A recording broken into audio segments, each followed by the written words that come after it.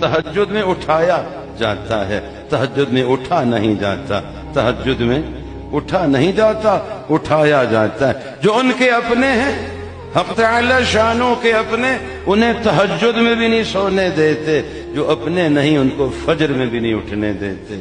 تو آپ علیہ السلام یاد ہوں تو تہجد بھی قضا نہ ہو، یہاں تو فرض نمازیں بھی پاؤں تلے روندی جاتی ہیں، تو کیسے اپنے حبیب صلی اللہ علیہ وسلم کی یاد کا ہم دعویٰ کر سکتے ہیں؟ میرے ساتھ وہ نسخہ تو دہرائیے، کیا فرمایا؟ تم جاگتے ہوئے اپنے نبی علیہ السلام کو نہ بلاؤ، تم سو جاؤ گے وہ تمہیں نہیں بلائیں گے، تم جاگتے ہوئے انہیں یاد رکھو، تم سو جاؤ گے وہ تمہیں یاد فرمائیں۔ حق تعالی شانو قبول فرمائے، چار چیزوں پہ اپنی صلاحیتیں صرف کرنا ہے، مختص کرنا ہے، اپنی استعداد، اپنی جائیداد، اپنی اولاد کو قبول کرانا۔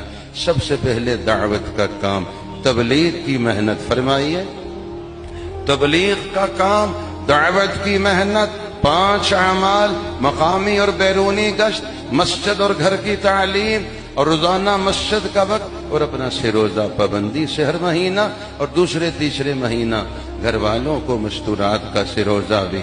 تو سب سے پہلے تبلیغ کا کام،